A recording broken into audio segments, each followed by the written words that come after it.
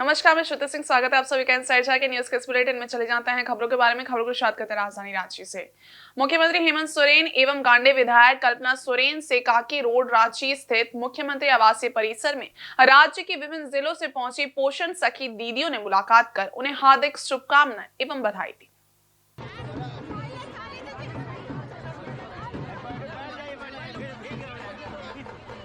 विगत कार्यकाल में राज्य सरकार द्वारा पोषण सखी के पुनर्बहाल के निर्णय पर हर्ष जताते हुए मुख्यमंत्री के प्रति पोषण सखी दीदियों ने आभार व्यक्त करते हुए उनका अभिनंदन किया। मौके पर मुख्यमंत्री ने सभी के प्रति आभार व्यक्त किया।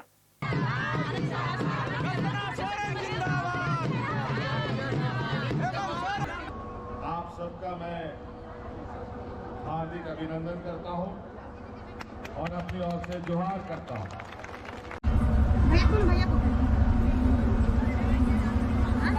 सरकार का साथ दिया, सरकार के योजनाओं में आप लोगों ने बड़ी हिस्सेदारी निभाई है और निश्चित रूप से ये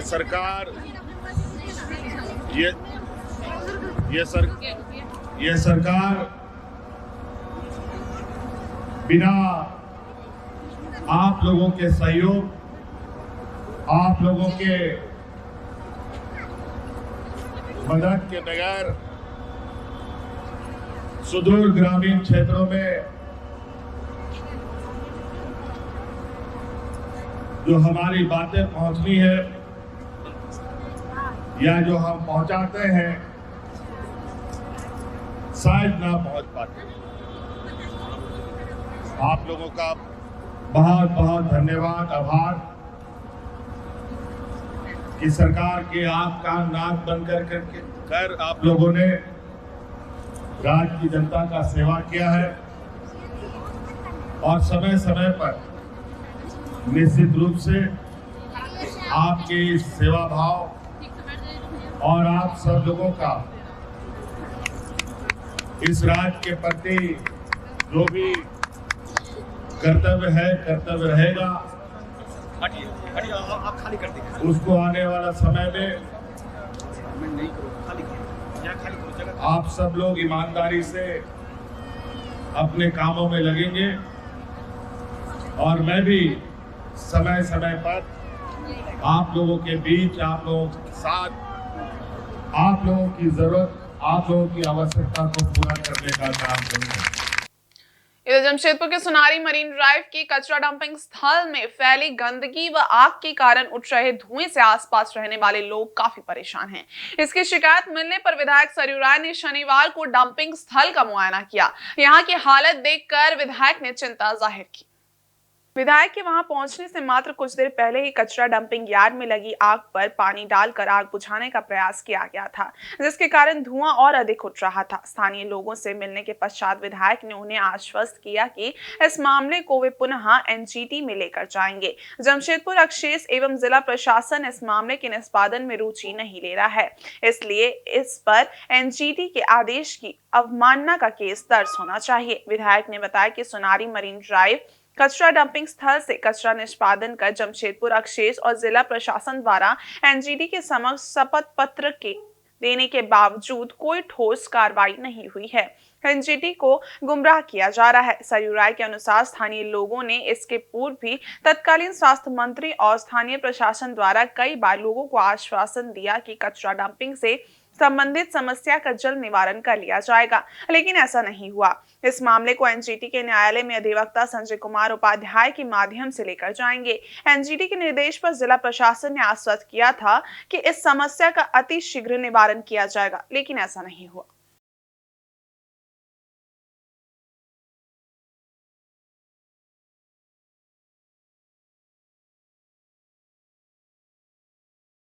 कचरा का निस्तार करेगी, मगर पहले से भी बुरी हालत हो गई है।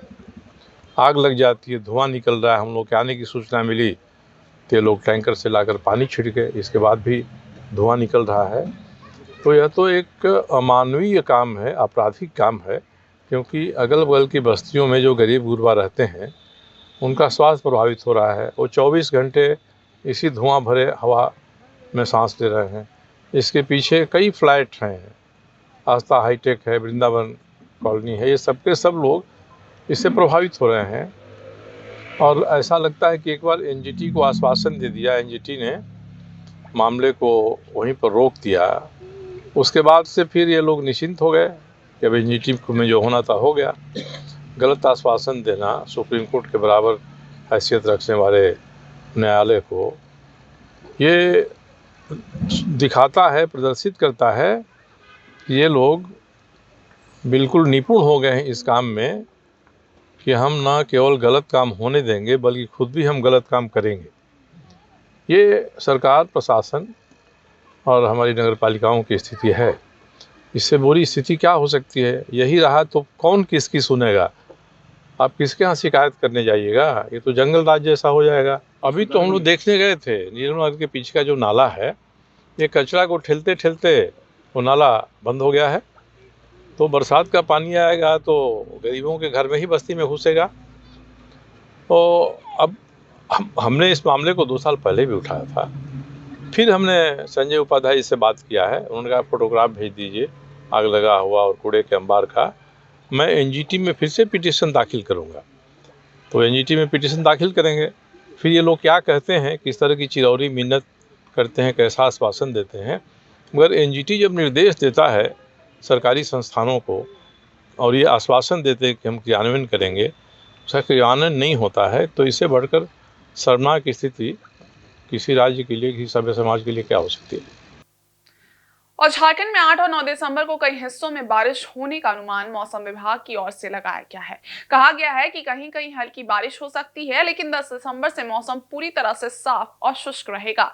इस बीच ठंड में भी बढ़ोतरी हो सकती है।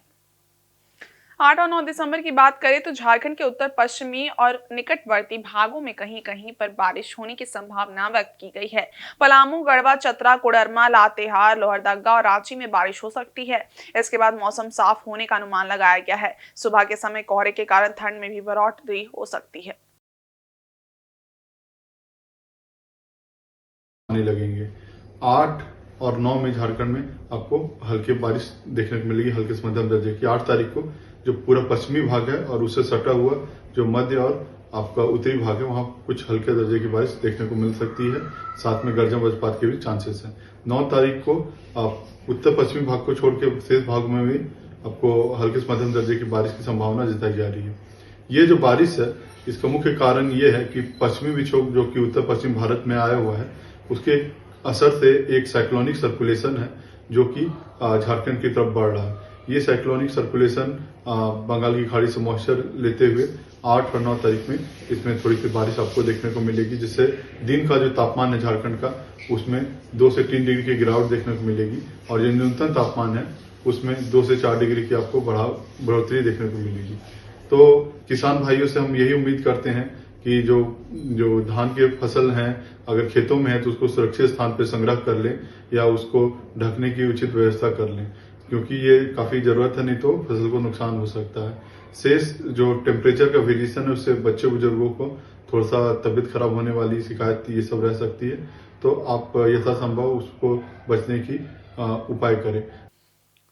इधर जमशेदपुर के एक्सेलराय की स्थापना के 75 साल पूरे होने के अवसर पर पिछले 1 साल से प्लैटिनम जुबली समारोह का आयोजन किया जा रहा था। शनिवार की शाम इसके समापन के अवसर पर मुख्य अतिथि के रूप में केंद्रीय मानव संसाधन विकास मंत्री धर्मेंद्र प्रधान उपस्थित थे। कार्यक्रम में विशिष्ट अतिथि टाटा स्टील के एमडी टीवी नरेंद्रन, एक्सेलराय के director father Sebastian George, dean admin father Donald D'Silva मौजूद थे। सभी अतिथियों ने संयुक्त रूप से दीप प्रज्वलित कर कार्यक्रम की विधिवत शुरुआत की। इस अवसर पर केंद्रीय शिक्षा मंत्री धर्मेंद्र प्रधान ने कहा कि एक्सेलराय देश की सबसे पुरानी बिजनेस स्कूल है। इस बिजनेस स्कूल ने न सिर्फ मल्टीनेशनल कंपनियों को बल्कि देश को भी लीडरशिप दिया। उन्होंने कहा कि एक्सेलराय की स्थापना में टाटा स्टील की अहम भूमिका है। भारत तेजी से बढ़ रही इकोनॉमी है। देश अभी फिलहाल अर्थव्यवस्था के मामले में दुनिया में 5वें पायदान पर है, लेकिन जिस प्रकार से देश की इकोनॉमी बूम पर है, उससे 2-3 साल में ये दुनिया की तीसरी सबसे बड़ी इकोनॉमी हो जाएगी। जाएगी। कहा कि पहले औद्योगिक क्रांति के इस दौर में भारत गुलामी में था, इसलिए कुछ समझ में नहीं आया। दूसरी औद्योगिक क्रांति के दौर में हम मजदूर बने। तीसरी औद्योगिक क्रांति के दौर में भारत सुपरवाइजर बना, जबकि अब चौथी औद्योगिक क्रांति के दौर में भारत को मालिक बनने का समय आ गया है। इस दौरान धर्मेंद्र प्रधान ने कहा कि भारत के लोग प्रधानमंत्री नरेंद्र मोदी के लीडरशिप पर विश्वास जता रहे हैं। उनके एक आह्वान पर देश के 1 करोड़ लोगों ने गैस सब्सिडी छोड़ दी। धर्मेंद्र प्रधान ने देश के लोगों को गिव बैक करने की बात कही। इस अवसर पर एक्सलराय के विद्यार्थियों द्वारा सांस्कृतिक कार्यक्रम पेश किया गया।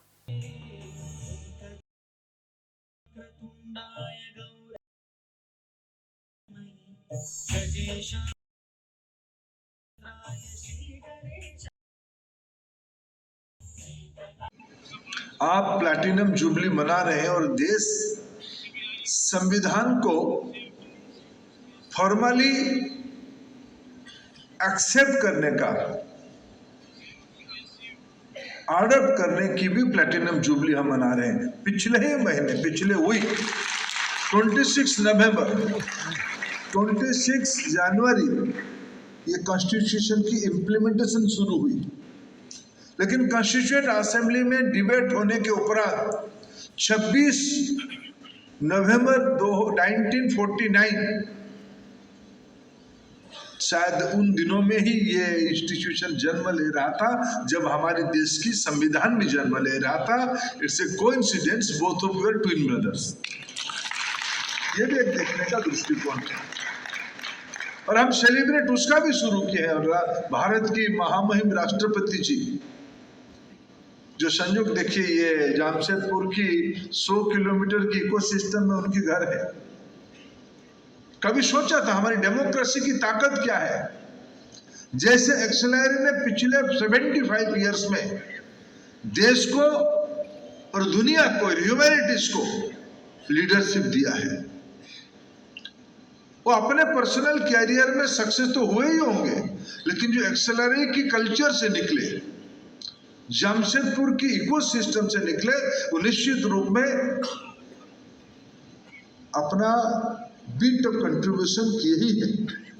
वैसे ही हमारे देश की डेमोक्रेसी की उपलब्धि इसी इलाका में एक सामान्य घर की महिला, गरीब घर की महिला आज भारत जैसे बड़ा अर्थनीति की राष्ट्रपति बनी है। उन्हीं की मार्गदर्शन हमने पिछले 26 नवंबर को पार्लियामेंट में सुना। झारखंड मुक्ति मोर्चा ने कहा है कि सर्वजन का विकास विश्वास सरकार के साथ है और सरकार सर्वजन के साथ है। पार्टी प्रदेश कार्यालय में आयोजित संवाददाता सम्मेलन को संबोधित करते हुए झारखंड मुक्ति मोर्चा की केंद्रीय महासचिव सुप्रिया भट्टाचार्य ने कहा कि ओबीसी समाज की भागीदारी को देखते हुए कैबिनेट में 7 ओबीसी मंत्री बनाए गए हैं। वहीं इसके अलावा जनजातीय समूह और क्षेत्रवार प्रतिनिधित्व को भी कैबिनेट में जगह मिली है। उन्होंने कहा कि जिस तरह से जनादेश मिला है, उसे देखते हुए ईमानदारी पूर्वक लोगों की सेवा करना सरकार का लक्ष्य है। वर्ष 2014 से 19 के बीच भाजपा शासनकाल के दौरान राज्य में हुए पूंजी निवेश और उसकी उपयोगिता और सरकारी आयोजनों पर भी सुप्रिया भट्टाचार्य ने ध्यान आकृष्ट कराया। उन्होंने कहा कि वह समय था जब करोड़ों रुपए से निर्मित चूहे को चूहे खा जाते थे। उन्होंने कहा कि विधानसभा भवन किस सोच के साथ बना था, ये आज तक समझ नहीं आया, क्योंकि विधानसभा का मात्र 1/3 भवन ही उपयोगिता है, जबकि 2/3 जगह आज तक खाली ही पड़ा है।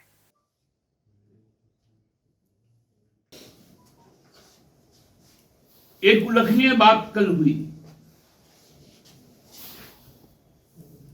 कि जो आधारभूत संरचना के नाम पर 2014 से 2019 तक जो राज्य का पूंजी निवेश हुआ,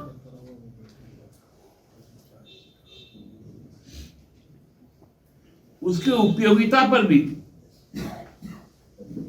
और जिस तरह के आयोजन हुए उसको भी रोकने का प्रयास किया।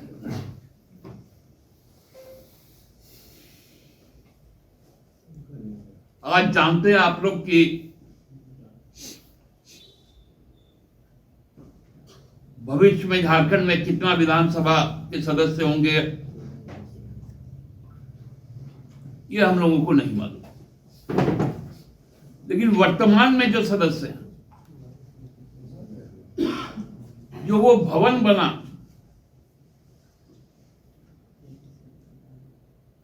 आप लोग सबको ही गवाह हैं, 1/3 उसका उपयोगिता आज तक होती आई, 2/3 खाली। इसलिए केवल ठेकेदार और दलाल बिचौलिए पुनः सक्रिय नहीं हो जाए, इसलिए भी कल का एक संदेश कि जिस सोच के साथ सरकार आगे बढ़ने का काम कर रही है, वो कार्य जन जन तक पहुंचे, इसका लाभ को सुनिश्चित करना हर स्तर के जनप्रतिनिधि, क्योंकि उन पर विश्वास है लोगों का, उनके ऊपर मैं नहीं। वहीं चकधरपुर के कुदलीबाड़ी स्थित सूर्या नर्सिंग कॉलेज में धूमधाम से कॉलेज का वार्षिकोत्सव मनाया गया। वार्षिकोत्सव का उद्घाटन मुख्य अतिथि civil surgeon doctor Sushanto Kumar Majhi ने दीप प्रज्वलित कर किया। इस अवसर पर मुख्य अतिथि समेत सभी अतिथियों को स्मृति चिन्ह भेंट कर सम्मानित किया गया।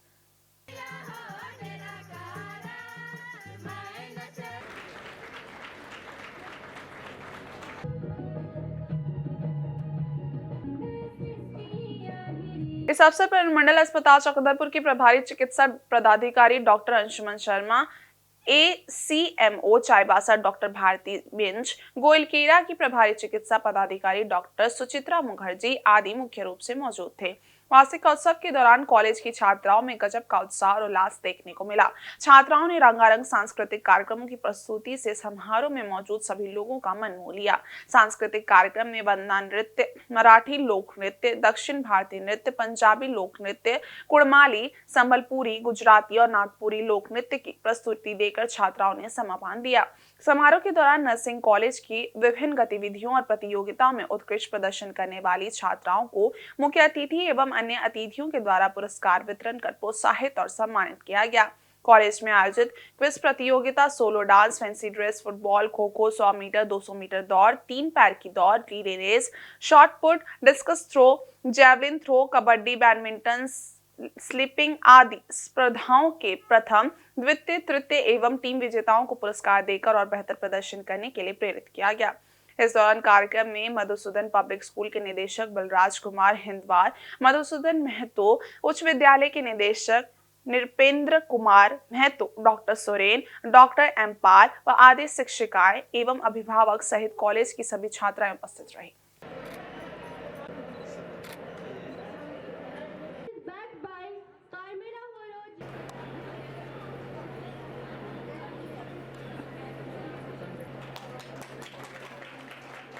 मुझे लगा कि एक नर्सिंग स्कूल तो है ही, एक डांसिंग स्कूल भी है।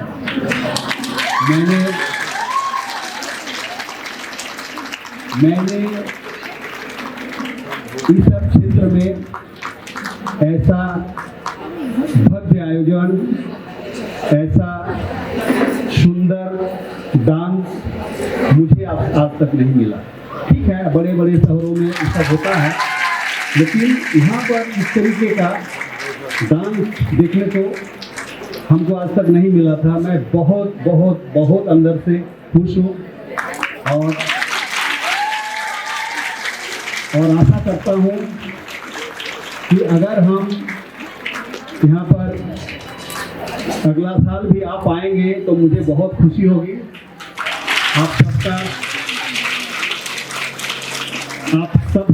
आप सबका आभारी होऊंगा कि अगर अगला साल तक भी मैं रहूं और आपके पास आऊं। बाकी रहा, हमारा डायरेक्टर महोदय से बातचीत हुई है। मैं अभी जिस पद पर हूं, तो कल कोई और था, कल कोई और आएंगे, लेकिन अगर हम रहेंगे तो मेरे तरफ से आप सभी को जैसा भी सहयोग लेने की आवश्यकता होगी, मैं तैयार हूं। मैं हमेशा तैयार रहूंगा, आप सहयोग करूंगा। यह दिन हमारे नर्सिंग संस्थान के लिए न केवल उत्सव है, बल्कि हमारे विद्यार्थियों की प्रतिभा, परिश्रम, उपलब्धि को सम्मानित करने का भी दिन है। सबसे पहले मैं मुख्य अतिथि महोदय को, सभी अतिथियों का हार्दिक धन्यवाद करता हूँ, जिन्होंने अपने व्यस्तम कार्यक्रम में से समय निकालकर हमारे इस कार्यक्रम को शोभा बढ़ाया। आपका मार्गदर्शन और उपस्थिति न केवल हमारे लिए प्रेरणादायक है, यह हमारे विद्यार्थियों की नई ऊंचाई को छूने के लिए भी प्रोत्साहित करेगा। अंत में मैं पुनः मुख्य अतिथि धन्यवाद करता हूँ। और पोटका के हल्दी पोखर टीओपी के समीप ऑल इंडिया प्यामे इंसानियत द्वारा नशा मुक्ति को लेकर एक विशेष अभियान चलाया गया। इस दौरान जरूरतमंदों के बीच टोपी, मोजा आदि का वितरण किया गया। इस दौरान मुख्य रूप से कोवाली थाना प्रभारी धनंजय कुमार पासवान, पूर्व मुखिया सैयद जबीउल्लाह, असगर अली, बबलू चौधरी, मोहम्मद जाहिद हुसैन आदि उपस्थित रहे। वहीं सबसे पहले कोवाली थाना प्रभारी के द्वारा नशा मुक्ति को लेकर उपस्थित लोगों को शपथ दिलाई गई। साथ ही साथ समाज को नशा मुक्त बनाने में सबकी भूमिका को लेकर चर्चा की गई एवं सभी ने शपथ लेकर कहा कि हम अपने क्षेत्र में नशा मुक्त समाज की कल्पना करेंगे। इस दौरान पूर्व मुखिया सैयद जबीउल्लाह ने कहा कि प्यामे इंसानियत लगातार कोरोना काल से ही लोगों की सेवा करता आ रहा है। ठंड से बचने के लिए जरूरतमंदों के बीच टोपी, मोजा आदि का वितरण किया गया। हमेशा ही प्यामे इंसानियत समाज हित में कार्य करते रहेगा। अखिल भारतीय मानवता संदेश है कि 1974 से हिंदुस्तान में काम कर रही है और मुख्तलिफ इसकी एक्टिविटीज़ होते हैं। उसी में से एक अहम इसकी जो एक्टिविटी है वो नशा मुक्ति अभियान है। और हम ये बताते हुए खुशी महसूस करेंगे कि औरंगाबाद यूनिट जो है महाराष्ट्र की, उसमें तकरीबन 1000 युवक पीढ़ी को नशा से मुक्त कराया गया। ये हमारे पास डेटा है। और इस क्षेत्र में भी, हम कोटका क्षेत्र में भी इधर 1 साल से हम लोग ये अभियान चला रहे हैं।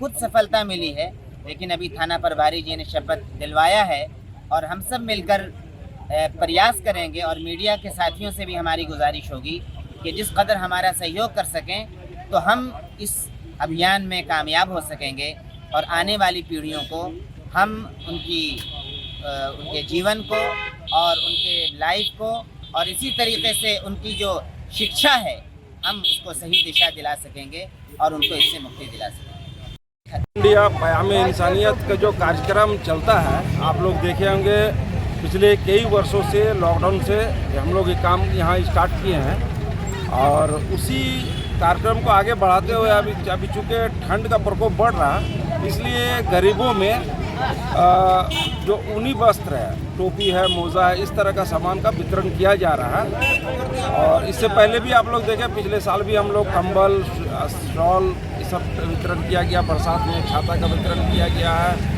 और राशन का भी वितरण किया गया है। Medical camp, blood donation camp, इस तरह का सामाजिक कार्य इस संस्था के द्वारा हमेशा करते आ रहे हैं। और ये संस्था हमेशा एक नॉन पॉलिटिकल और नॉन प्रॉफिटेबल संस्था है और ये समाज की सेवा करते आ रही है। और चक्रधरपुर शहर के पोटका स्थित संत जेवियर इंग्लिश स्कूल परिसर में वार्षिकोत्सव सह पुरस्कार वितरण समारोह का आयोजन किया गया। समारोह में बतौर मुख्य अतिथि जमशेदपुर डायोसिस के vicar general reverend father Alvin एवं विशिष्ट अतिथि चक्रधरपुर रेल मंडल के senior divisional engineer Ram Pratap Meena रहे।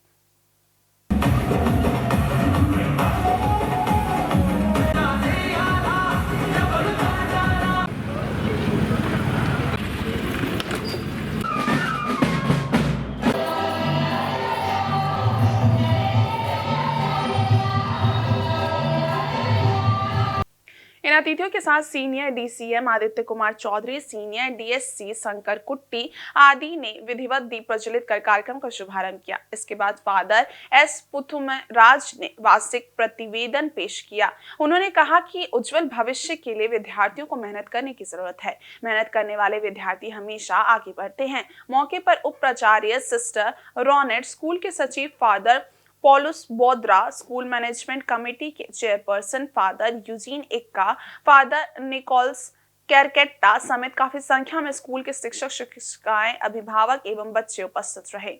इस अवसर पर स्कूल के छात्र छात्राओं ने रंगारंग सांस्कृतिक कार्यक्रम की प्रस्तुति दी। Secret of success, love for nature, ramp walk, वृद्धाश्रम, Rani Lakshmibai, colours of India आदि कार्यक्रम प्रस्तुत कर समा बांधा।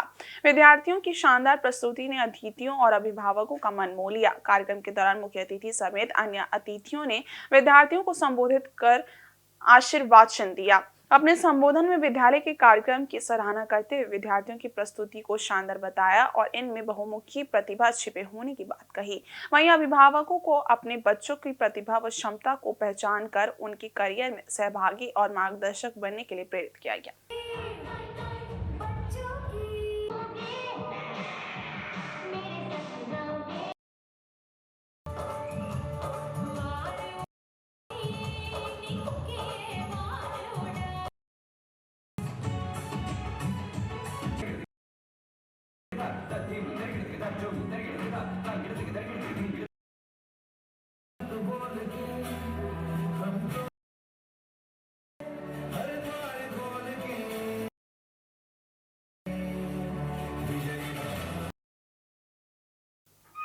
इधर अखिल भारतीय कांग्रेस कमेटी के आह्वान पर झारखंड प्रदेश कांग्रेस कमेटी के द्वारा पूरे राज्य में संविधान रक्षक अभियान चलाया जा रहा है।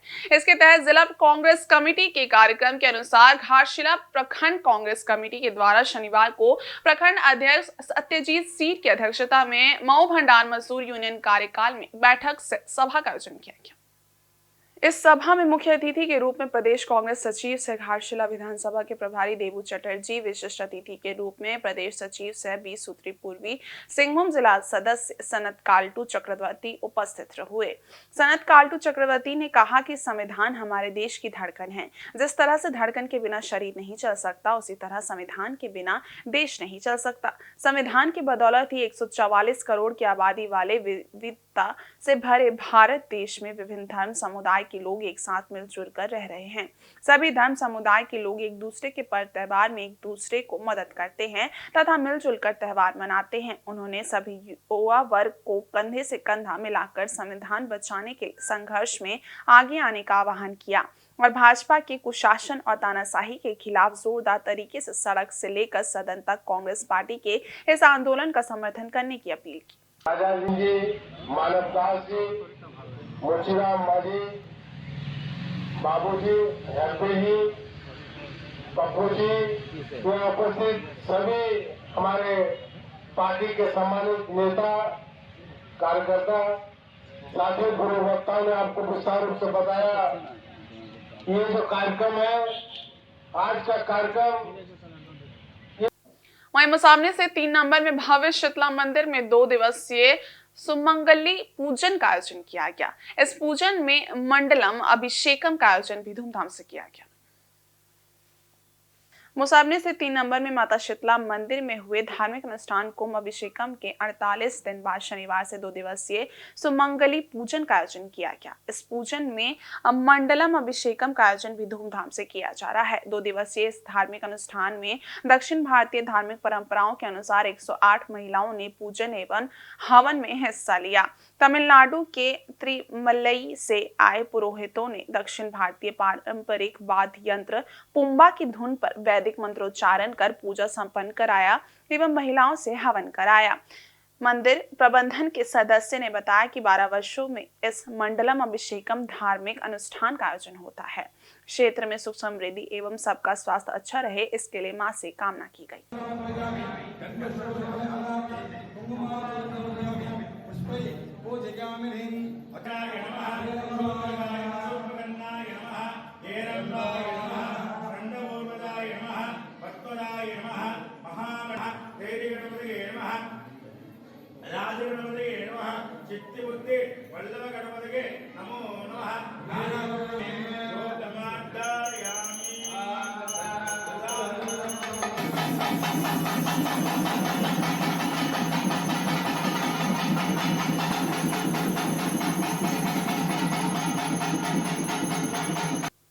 और इस बुलेटिन में बस इतना ही। ब्रेक के उस पारे कुछ और खास खबरें, तब तक के लिए देखते रहिए इनसाइड झारखंड न्यूज। धन्यवाद।